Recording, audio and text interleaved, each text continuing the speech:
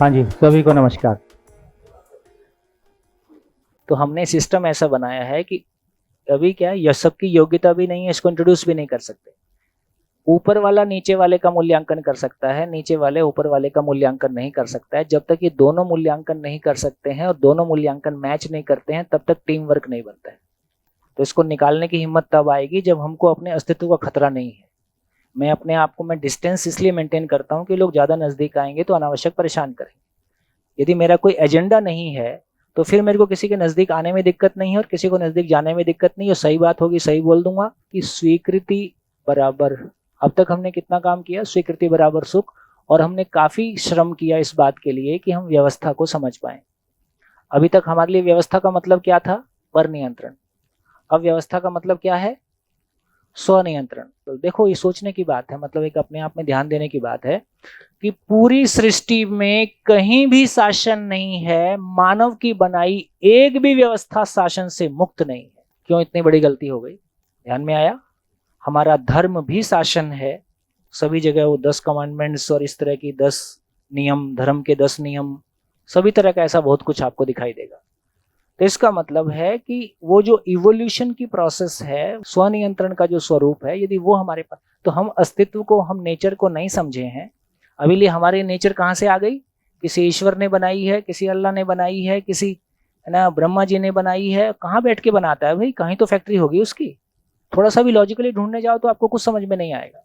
बच्चों का मतलब फेथ नहीं आता है कि आप जो कह रहे हो, इसलिए बच्चे साइंस में बिलीव करते हैं क्योंकि हर चीज को लॉजिकली एनालाइज किया जा सकता है, प्रमाण के रूप में वो चीज काम करती हुई दिखाई देती है। तो हमारी बेसिक फेथ सिस्टम का जो बेस है वो मिसिंग है। साइंस में भी 3 क्वेश्चन पूछ दो तो बेस उड़ जाता है।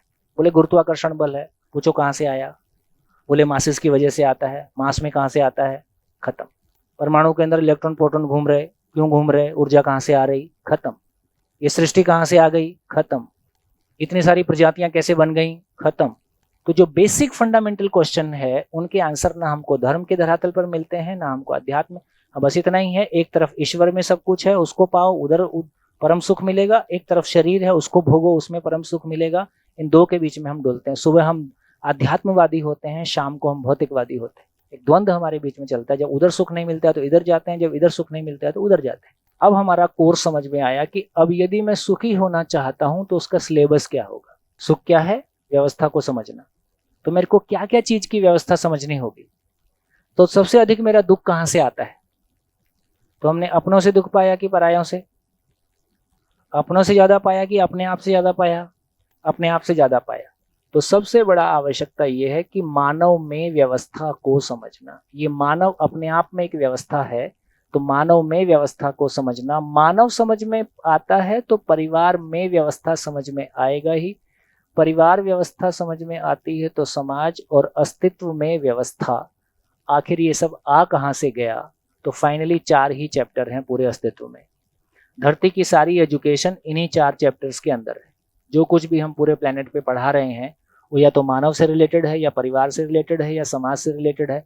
अस्तित्व का मतलब नेचर सहित मानव जो कुछ भी है, सभी अस्तित्व, जिसका भी अस्ति है, जो भी एग्जिस्ट करता है उसका अस्तित्व है।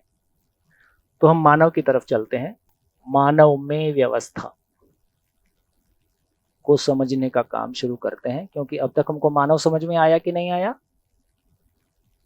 आया होता तो अपनों से दुख नहीं पाया होता, आया होता तो अपने परिवार में शिकायत मुक्त, अभाव मुक्त होकर जिए होते। जितनी अभी तक हमारी चर्चा हुई है उसमें कितने लोगों को इस बात पे भरोसा हो गया है कि मानव मूलतः गलती करना नहीं चाहता है? ये भरोसा हो गया क्योंकि वो मूलतः दुखी होना नहीं चाहता है, और जब भी वो गलती करता है वो उसको दुख के रूप में फील करता है। अपूर्णता मानव को स्वीकार नहीं। मैं अपूर्ण हूं, ये सुनना, ये देखना मानव को स्वीकार नहीं है। इसलिए हमको दूसरे की गलती ठीक भी नहीं करनी है। उसको केवल आईने में ये दिखाना है कि देखो तुम ही जांचो, तुम पूर्ण हो कि अपूर्ण हो। जैसे ये निष्कर्ष आया कि मैं जी नहीं रहा हूं, तुरंत जीने को समझने के लिए संकल्प आ जाता है, तुरंत जीने को समझने की आवश्यकता क्रिएट हो जाती है। तो केवल इसलिए क्या बोला था? लोकेशन अपनी पहचान सकें, डेस्टिनेशन को पहचान सकें, और लोकेशन से डेस्टिनेशन तक जाने की जर्नी को पहचान सकें। कौन रुकने वाला है उसके बाद, कौन यात्रा नहीं करेगा अपनी, फिर वो टाइम से नहीं आएगा। ये सारी प्रॉब्लम ही उसकी यात्रा नहीं चल रही है, उसी चक्कर में वो लेट हो जाता है। हम में से अधिकांश लोग ये मानते हैं कि मानव गलतियों से सीखता है।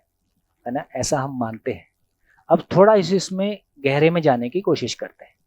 हमने क्या क्या सीखा? हम पैदा हुए, कभी हमने चलना सीखा, कभी हमने बोलना सीखा, कभी हमने लिखना सीखा, हमने खाना सीखा, सुसु पोटी सीखा, लिखना पढ़ना सीखा, फिर हमने कमाना सीखा, है ना। ऐसे बहुत सारे काम हमने किए हैं। ये सारे काम हमने गलती करके सीखे कि किसी को सही आता था उससे हमने सीखा? तो इसका मतलब ये हुआ, जैसे एक एग्जांपल लेते हैं। एक बच्चा बिस्तर पे लेटा है, अभी वो करवट भी नहीं बदलता है। एक दिन वो करवट बदलने लगता है, फिर एक दिन वो पैदल चलने लगता है। इस पूरे प्रोसेस को देखें। ये सारे काम उसको, किसी घर में 2 पैर से चलना आता था, उसने उसको सहयोग दिया, और ये 2 पैर से चलना चाहता था। देखो, मानव के बारे में ये कहा जाता है कि यदि 2 पैर से चलने वाला व्यक्ति उसके सामने मौजूद ही नहीं है तो जिंदगी भर 2 पैर से नहीं चलेगा। ऐसे केसेस हैं जहां बच्चे को जंगली जानवर उठा के ले गया, जंगली जानवर के बीच में बच्चा पला, वो 2 पैर से नहीं चलता था, वो 20 साल का होके भी 4 पैर से ही चलता था, पशु की भाषा ही बोलता था। ऐसे किस्से सुने हैं कि नहीं सुने? इसका मतलब है, तो मानव को यह कहा जा रहा है कि मानव संस्कार अनुषंगी है, मानव सीख के करने वाली इकाई है, समझ के जीने वाली इकाई है, वंश के अनुसार चलने वाली इकाई नहीं है। जैसे पशु का बच्चा अपने आप उठ के माँ का दूध ढूंढ लेता है, माँ का दूध पी लेता है और खड़ा होके चल देता है। पशु के बच्चे को तैरना नहीं सिखाना पड़ता, बहुत सारी चीजें वो वंश विधि से पेट से ही लेके आता है, उसके वो बाय डिफॉल्ट उसके मैकेनिज्म में बना हुआ है। लेकिन मानव का बच्चा ऐसा नहीं है। मानव के बच्चे को पैदा होने के बाद छोड़ दो, वो मर ही जाएगा, बाकी कुछ नहीं करेगा। सिखाओ मत, बोलना नहीं सिखाओ, जिंदगी भर बोलेगा नहीं, है ना। चलना नहीं सिखाओ, जिंदगी भर 2 पैर से चलेगा नहीं। इससे ये समझ में आया, किसी को 2 पैर से चलना आता था तो उसने उसको सहयोग दिया। और देखो बच्चा क्या करता है, जब छोटा बच्चा रहता है वो उंगली पकड़ के चलता है, और आप उसके हाथ में से उंगली निकाल दो, तुरंत क्या करता है? वहीं का वहीं नीचे बैठता है, कोई रिस्क नहीं लेना है, ठीक है।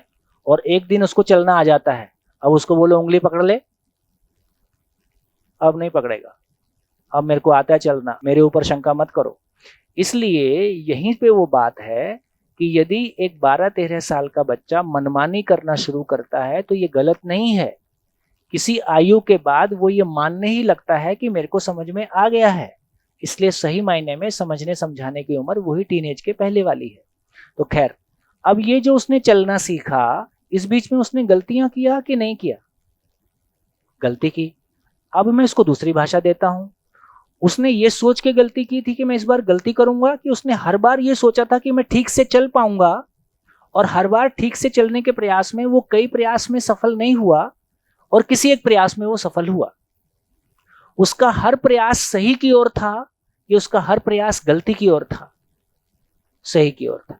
तो जिसको हम गलतियां कह रहे हैं वो सही करने के प्रयास हैं या वो गलतियां हैं?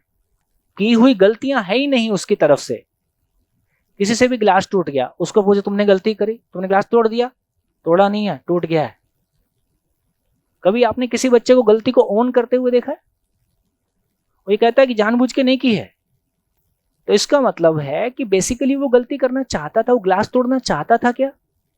वो चाहता नहीं था। वो चाहता तो सही करना ही था, लेकिन सही करने के प्रयास में सही नहीं हो पाया, उसका नाम गलती है। तो जब एक बच्चा चलने की कोशिश कर रहा है, जब एक बच्चा बोलने की कोशिश कर रहा है, उसका हर प्रयास पूर्णता के लिए है, और सारे प्रयास 0 और 1 नहीं है। वो स्लोली स्लोली सीखता है।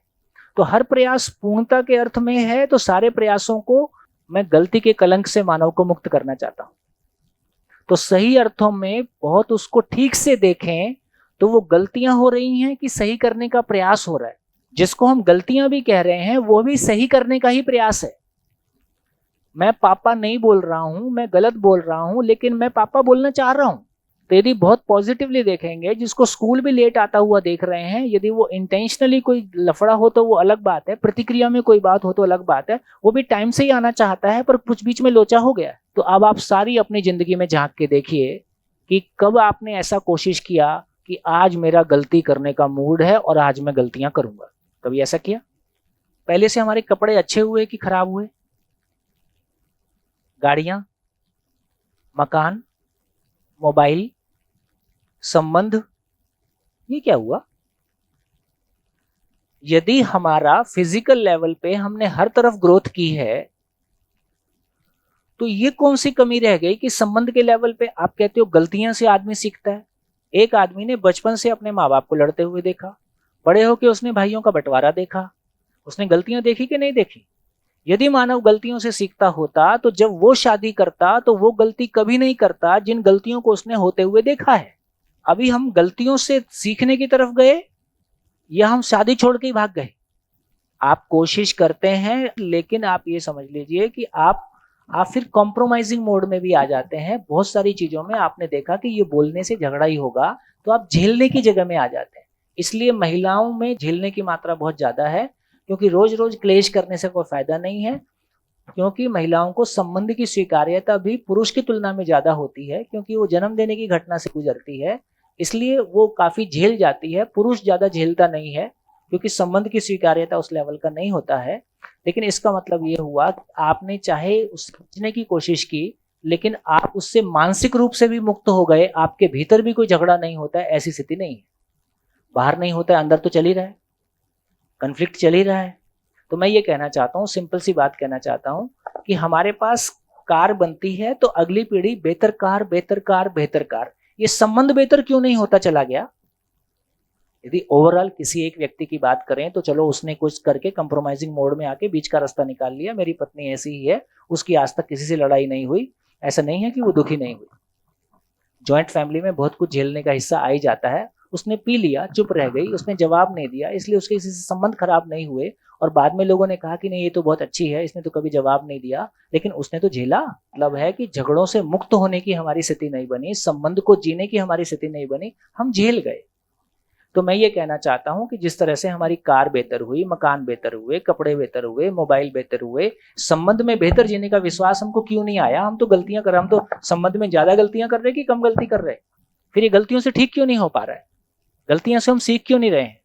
सीख के तो बताओ। गलतियों से सीख नहीं रहे हैं, घबरा के भाग ही गए हैं कि इसमें तो संभव ही नहीं है जीना। मासेस में लोग शादी से विड्रॉल मोड में आ गए, क्योंकि उनका कॉन्फिडेंस नहीं है कि इस संबंध को जिंदगी भर के लिए किसी के साथ कमिट किया जाए।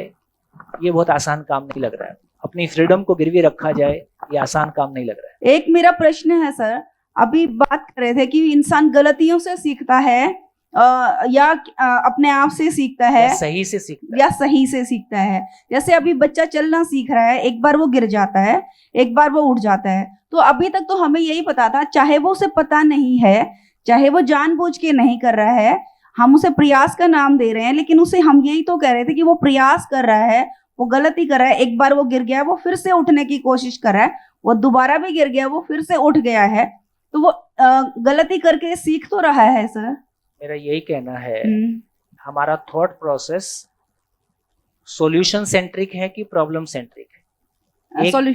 ये समझने की बात है। जैसे मैं जब शुरू में आपसे पूछता हूं कि हम समस्याओं से दुखी होते हैं कि नहीं होते हैं, तो आप सब बोलते हो कि हाँ समस्याओं से दुखी होते हैं। फिर मैं बोलता हूँ कि समाधान का ना होना पीड़ा है। अच्छा बिल्कुल ठीक है, समाधान का ना होना पीड़ा है। इसका मतलब हमारी दृष्टि कैसी हो? तो दृष्टि ये है, हम ये देखें कि बच्चा गलती करके सीख रहा है कि बच्चा लगातार सही करने का प्रयास कर रहा है। कौन सी भाषा ठीक है और कौन सी चीज सच्चाई है?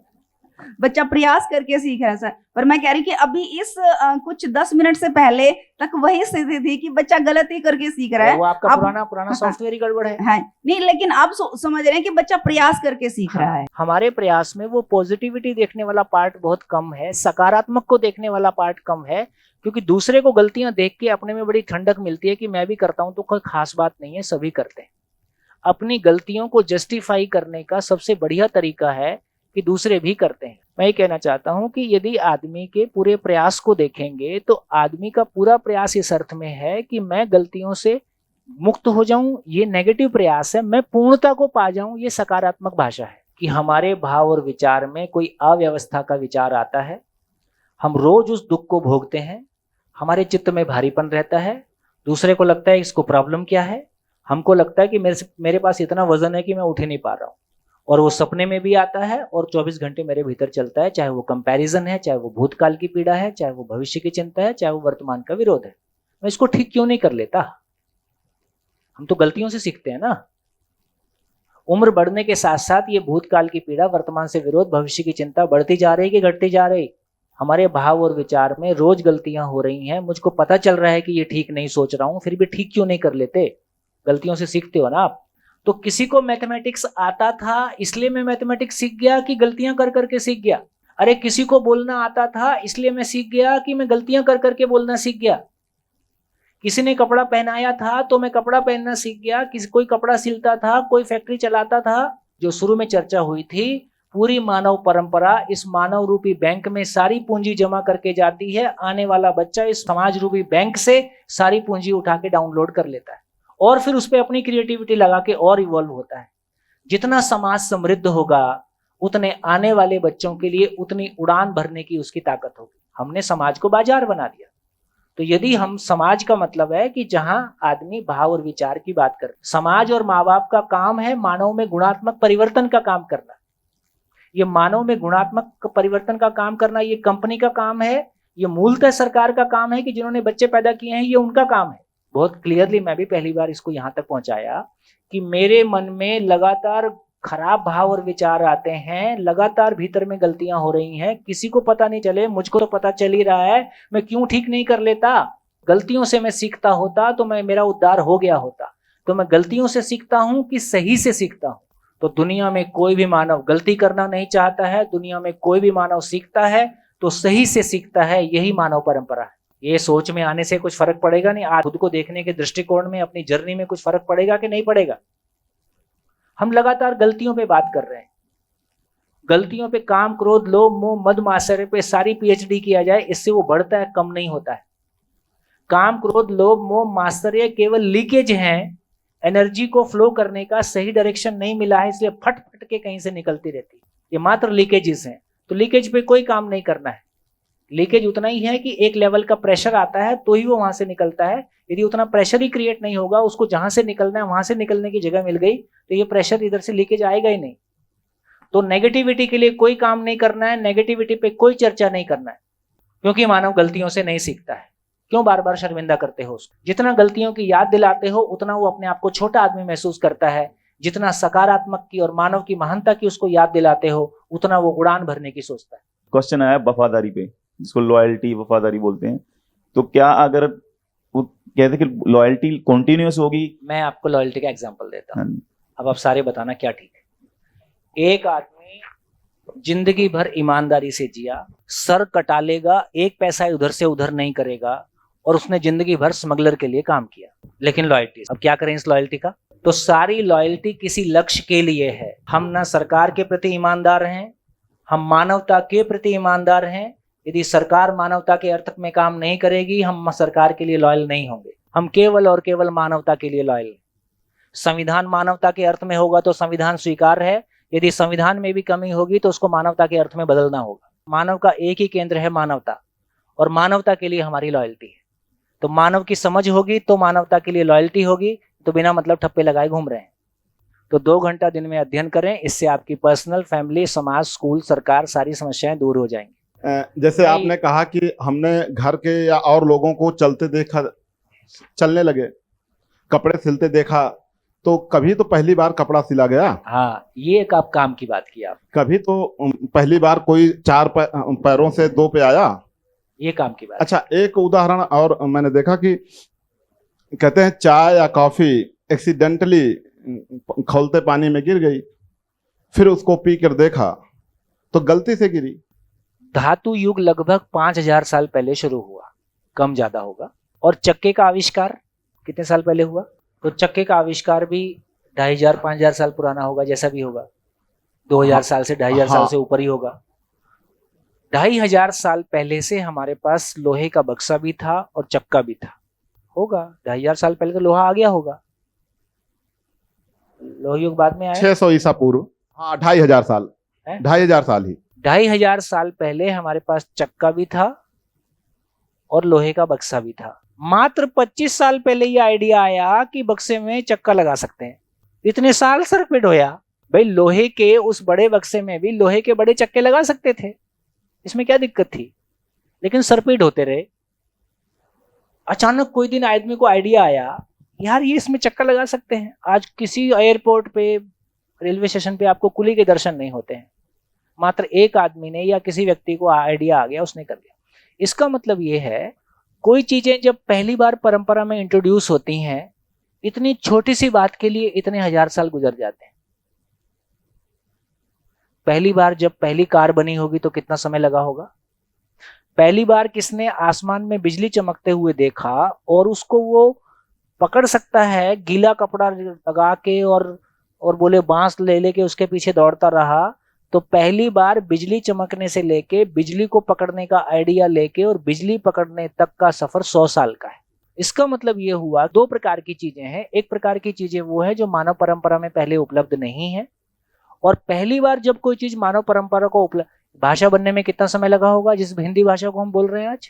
सदियों लगी होंगी और लगातार बदल रही है लगातार। लेकिन आज एक बच्चा पैदा होता है तो कितना 6 महीने में भाषा सीख लेता है, 1 साल में सीख लेता है। इसका मतलब है कि हम दो तरह की बात कर रहे हैं।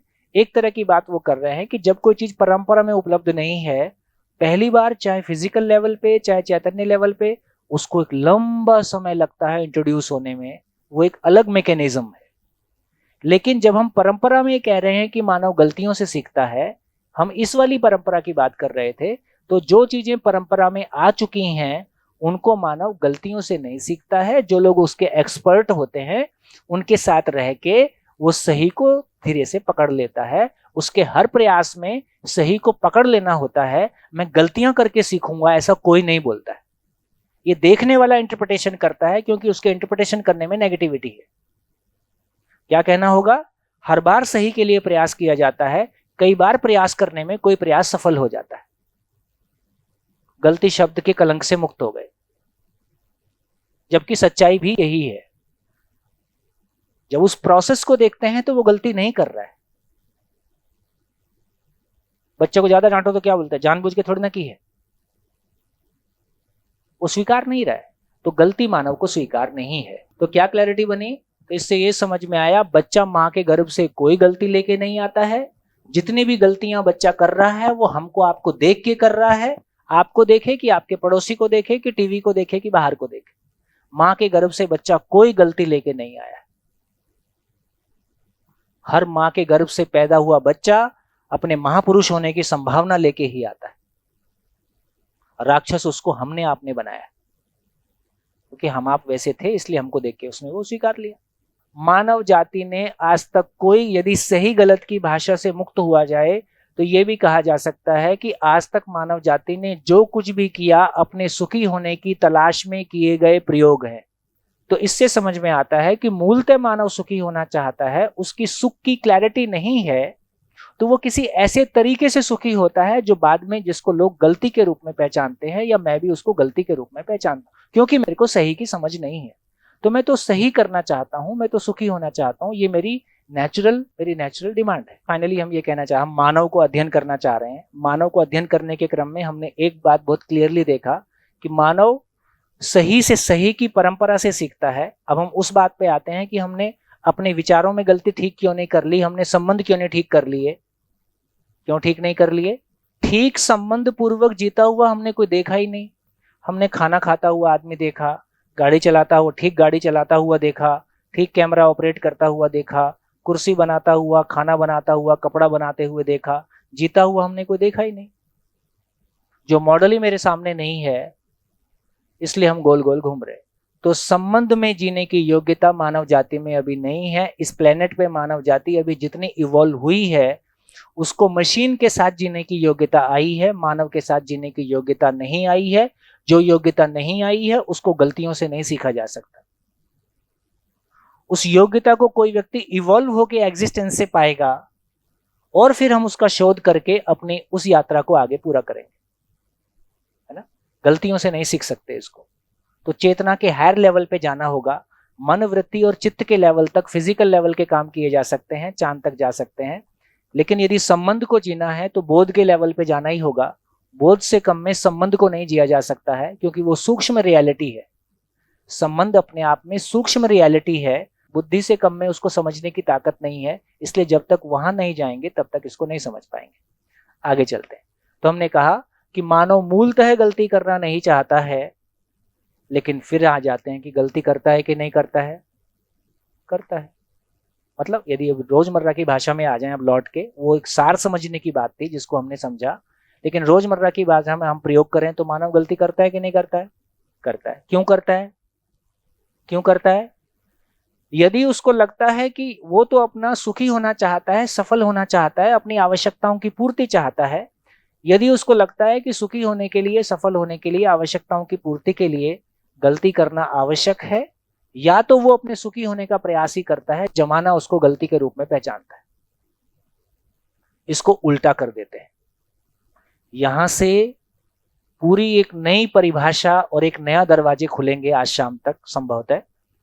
इसको उल्टा कर दें, यदि हर मानव बिना गलती अपराध किए सुखी हो सकता है, सफल हो सकता है, उसकी सभी आवश्यकताएं पूरी हो सकती हैं, तो क्या धरती पे कोई मानव गलती करना चाहेगा? बोलिए। यदि मानव बिना गलती अपराध किए सुखी हो सकता है, सफल हो सकता है, उसकी सभी आवश्यकताएं पूरी हो सकती हैं, तो क्या कोई मानव गलती करना चाहेगा? नहीं, क्योंकि मानव मूलतः गलती करना नहीं चाहता है। मूलतः वो अपने आप को सही सिद्ध करना ही चाहता है। मैं सही समझा हूं, मैं सही जी रहा हूं, यही सिद्ध करना चाहता है। हम मानव को ऐसा जीने का कोई स्वरूप नहीं दे पाए जिसमें कि बिना गलती अपराध किए वो उत्सव पूर्वक जी सके। ऐसा कोई जीने का विजन, ऐसा कोई जीने का स्वरूप हम मानवता को नहीं दे पाए। इस अभाव में असुरक्षावश वो बहुत सारी गलतियां करता है। अब समझते हैं कि इसके रूट्स कहां पे हैं। 3 ही बड़ी गलतियां हैं जिसको हमने शुरू में भी चर्चा किया था मानसिकता के लेवल पे, कि धन के प्रति हमारा दृष्टिकोण, स्त्री पुरुष संबंध में दृष्टिकोण, और मानव और प्रकृति के साथ हमारा दृष्टिकोण। 3 ही जगह गलती होती है। इसको स्वनारी, स्वपुरुष या स्वधन और दयापूर्ण कार्य व्यवहार के रूप में बोलते हैं। मेरा धन कौन सा धन है, उसके बारे में मेरी क्या क्लैरिटी है, स्त्री पुरुष संबंध के बारे क्लैरिटी है, और मानव और प्रकृति के बारे क्लैरिटी। तो सबसे पहले इकोनॉमिक्स की बात करते हैं। यदि हम अर्थशास्त्र की बात करें जो हमको अर्थ के बारे क्लैरिटी देता है, तो अर्थशास्त्र ये कहता है कि आवश्यकताएं असीम है और साधन सीमित है। कौन सी क्लास में पढ़ाते हो? 9th, exactly. तो लगभग सभी स्टेट बोर्ड्स में 9th की क्लास में सोशल स्टडीज में हम अर्थशास्त्र की परिभाषा ले आते हैं। और ये परिभाषा किसने बोला? ये मेरी जितनी जानकारी है आप चेक कर लीजिए, रॉबिन्स ने बोला। कितने प्रतिशत लोग ऐसा मानते हैं? लगभग सभी। तो यदि ऐसा है तो एक मानव अपनी आवश्यकताओं के पूरा होने के लिए अपने आप को सुरक्षित महसूस करेगा कि असुरक्षित महसूस करेगा? असुरक्षित। जैसे एक मानव अपने आप को असुरक्षा के साथ पाता है, जैसे ही मानव किसी मामले में असुरक्षित होता है वो उससे भयभीत होता है, और जिससे भयभीत होता है उसका संग्रह करने के लिए निकल जाता है, उसको एक्यूमुलेट करने के लिए निकल जाता है। तुरंत ये साइकोलॉजिकल गेम शुरू हो जाता है। जैसे जो धन के लिए असुरक्षित है, वो धन के लिए भयभीत है, वो धन का संग्रह करेंगे। जो पद के लिए असुरक्षित हैं, वो पद के लिए भयभीत हैं, वो पद का संग्रह करेंगे। जो रूप के लिए असुरक्षित है वो रूप का संग्रह करेंगे, प्लास्टिक सर्जरी, और कोरोना काल में ऑक्सीजन सिलेंडर का संग्रह करेंगे। तो इससे ये समझ में आया कि जैसे ही आदमी असुरक्षित होता है वैसे ही वो भयभीत होता है, उस भय को पूरा करने के लिए वो संग्रह करता है। संग्रह करने के लिए शोषण करना मेरी मजबूरी है, मैं करना नहीं चाहता। जिसका शोषण होता है वो चुपचाप कराएगा कि विरोध करेगा? जिसका शोषण होगा वो विरोध करेगा। ये विरोध ही युद्ध और संघर्ष है, और फाइनली ये अव्यवस्था की ओर जाएगा कि व्यवस्था की ओर जाएगा? अव्यवस्था से असुरक्षा एक विशियस साइकिल हो गया। इसके प्रैक्टिकल एग्जांपल अपनी जिंदगी में आसपास देखिए, सारे। अब देखिए, पूरी दुनिया देखो तो आप एक लाइन में पूरी दुनिया दिखाई देगी। किसी भी जगह में पब्लिक ट्रांसपोर्ट को सफल होने नहीं दिया जाता है, क्योंकि पब्लिक ट्रांसपोर्ट सफल हो गया तो कार कैसे बिकेगी? इसके बहुत सारी हिस्ट्री में तमाम एग्जाम्पल मिलेंगे। तो पेट्रोलियम लॉबी क्या करेगी और फर्टिलाइजर लॉबी क्या करेगी और सब क्या करेंगे, सब अपना अपना जुगाड़ अपने। नगर निगम का इंटरेस्टिंग सर्वे है, जब पानी 24 घंटे मिलेगा तब ज्यादा मिसयूज होगा कि जब 2 घंटे के लिए आएगा तब ज्यादा मिसयूज होगा। नगर निगम का सर्वे यही है कि जब किसी मामले में हम असुरक्षित नहीं रहते हैं, जब 24 घंटे आएगा अब हम असुरक्षित नहीं हैं पानी को लेके, तो फिर जितना आएगा उतना ही यूज करते हैं जितनी जरूरत है, फिर मिसयूज नहीं होता है, स्टोरेज बढ़ जाता है और अगले दिन उसको फेंक देते हैं, फिर नया भर लेते हैं। देखो आप बिल्कुल नजदीक आ जाओ, ये फोन में अनलिमिटेड डाटा क्यों दे दिया आपको पता है? कितनी बात करोगे, कुछ दिन बाद आप खुद ही बोर हो जाते। किसको फुर्सत है कि बिना मतलब बात करते रहेगा? भाई आपके फोन में 400 रुपए में 500 रुपए में जो भी कुछ डाटा दे दिया, अनलिमिटेड बात करो, ये क्या सोच के दिया होगा? उसको पता है ये इतना यूज कर पाएगा। किसी चीज का दुरुपयोग उसकी उपयोगिता को खो देता है, ये भी बताया था आपने भी। किसी चीज का दुरुपयोग हम किसी भी चीज का करते हैं, हाँ, तो जो जिसका दुरुपयोग करेगा उससे वंचित हो जाएगा, दुरुपयोग करेगा तब ना वंचित होगा। इसका मतलब है दोनों सूत्र अलग अलग जगह अप्लाई हो रहे हैं। इसका इतना ही मतलब हुआ कि जब मैं किसी चीज के बारे सुरक्षित नहीं होता हूँ, जब मैं किसी चीज के बारे असुरक्षित होता हूँ, तब मैं उसको, जैसे कल बोल दो कि परसों पेट्रोल नहीं मिलेगा, अब क्या होगा? सारे लोग पेट्रोल पंप पे, और सारा पेट्रोल आपके घर में है, कल सही में पेट्रोल नहीं मिलेगा। अदरवाइज ऐसी कोई प्रॉब्लम नहीं आएगी तो सब जगह पेट्रोल उपलब्ध रहेगा। अभी बोल दो कि बैंक फ्लॉप होने जा रहा है, सोशल मीडिया पे एक न्यूज फ्लोट करा दो, वो बैंक सही में फ्लॉप हो जाएगा, सारे लोग पैसा निकाल लेंगे। सर लेकिन एक्सट्रीम कंडीशन ही क्यों? या तो 24 घंटे पानी या 2 घंटे, इसका नहीं। कोई बेटर सॉल्यूशन भी तो हो सकता है। बेटर सॉल्यूशन यही है कि हर चीज जितनी आवश्यकता है उससे अधिक उपलब्ध रहे, यही नेचर का नियम है। जितनी सांस लेते हैं उसकी तुलना में नेचर में कितना उपलब्ध है? जितना हवा मिट्टी पानी प्रकाश की आवश्यकता उसका नेचर में कितना उपलब्ध है? नेचर का नियम है, नेचर की इकोनॉमी ऑफ अबंडेंस है। जितनी आपकी आवश्यकता है उससे बहुत अधिक हमेशा उपलब्ध रहता है। इसलिए हमको कभी ये नहीं लगता कि मेरी सांस बचेगी कि नहीं बचेगी, हम कभी असुरक्षित नहीं होते हैं। जब नेचर में गरीबी नहीं है तो हम क्यों गरीबी से जिएं? हाँ, सदुपयोग को समझ के जिएंगे। तो इस पूरी चेन से आदमी सुख की ओर जाएगा कि दुख की ओर? दुख की ओर। अब इस अर्थशास्त्र को पढ़ाने वाला टीचर सुखी होने के लिए पढ़ाता है कि दुखी होने के लिए? सुखी होने के लिए। इसको जो बच्चा पढ़ने के लिए आया है वो सुखी होने के लिए पढ़ता है कि दुखी होने के लिए? और टीचर क्या पढ़ाता है? तुम्हारा दुखी रहना निश्चित है। 20 लाख और 20 साल देके ये सुनने आए कि तुम्हारा दुखी रहना निश्चित है। ये हम पढ़ा रहे हैं। अर्थशास्त्र के कोई लोग हैं जिन्होंने अर्थशास्त्र पढ़ाया हो, क्लास में पढ़ाते हो? है कोई? इसको पढ़ाते हुए कभी मन में शंका पैदा नहीं होती कि मैं क्या पढ़ा रहा हूँ, कुछ तो इसमें गड़बड़ है? क्या होती है? क्योंकि मैं अक्सर पूछ के देखता हूँ लोगों से, तो बहुत लोग बोलते हैं मैं पढ़ा तो रहा हूँ, कभी कभी मेरे को इसमें शंका पैदा होती है कि ये क्या पढ़ा रहे हैं, क्योंकि हम उसमें डराने वाली चीज पैदा कर रहे हैं। आवश्यकताएं असीम हैं, साधन सीमित हैं, इसका मतलब मेरी आवश्यकता पूरी होगी कि नहीं होगी? नहीं होगी। इसलिए लूट खसोट करना मेरी जरूरत है। जो पहले पाएगा उसकी पूरी हो जाएगी, बाद वाला आएगा उसके लिए नहीं बचेगा। इसलिए हमारे पास इकोनॉमी का कोई मॉडल नहीं है जो ये कह सके कि सबकी आवश्यकता की चीजें उपलब्ध हो सकती हैं। कोई एक वंचित वर्ग रहेगा ही, ऐसा ही हमारा डिजाइन है। ये रहा प्रॉब्लम स्टेटमेंट। अब सॉल्यूशन की तरफ चलते हैं। ये एक ही प्रॉब्लम लिखूं कि सारी लिख दूं? हमारा मनोविज्ञान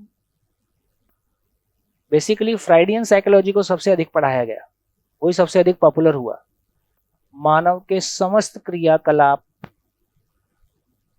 का जो केंद्र है वो काम है ना? लिबिडो एक शब्द इस्तेमाल किया। वो कहता है कि बच्चा भी माँ से दूध पीता है तो वासना से प्रेरित होता है। तो इसका मतलब है कि मानव कुछ भी करे, उसका जो सेंटर पॉइंट है, उसका जो मोटिवेशन है, वो बेसिकली काम है। यदि इतना ही मानव की हैसियत है तो किसी उम्र में माँ बेटा भी स्त्री पुरुष हैं, पति पत्नी तो खैर है ही है, बहन भाई बहन भी स्त्री पुरुष हैं, तो मानवीय संबंधों की स्थिति क्या होगी? संबंध की गाड़ी कहाँ जाएगी? तो मानव समस्त क्रियाकलाप का केंद्र काम है। अभी भी आप देखिए, ऐड किसी भी चीज का हो, या तो वो बच्चों पे केंद्रित होगा या वो स्त्री पुरुष संबंध पे केंद्रित होगा, क्योंकि दो ही जगह, या तो हम भावनात्मक रूप से कोई चीज को ध्यान देंगे या हम स्त्री पुरुष संबंध की तरफ आकर्षित होंगे। पूरी फिल्म का मटेरियल देखिए क्या रहता है, पूरी फिल्म का कुल मसाला कितना रहता है। मेरी माँ बोलती थी क्या वही फिल्म देते हो, लास्ट में शादी तो होती है।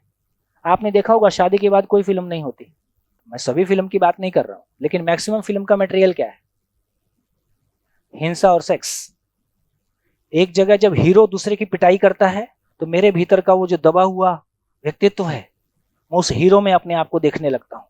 और दूसरी तरफ स्त्री पुरुष संबंध मेरी कमजोरी है, थोड़ा सा वो वाला मटेरियल दिखा दो, थोड़ा सा ये वाला दिखा दो, मेरा 3 घंटा निकल जाएगा। इसको कहा कामोन्मादी, काम के लिए जो उन्माद पैदा करता है, कामोन्मादी, काम के लिए उन्माद पैदा, उन्माद मतलब पागलपन, कामोन्मादी मनोविज्ञान, इसको कामोन्मादी मनोविज्ञान कहा।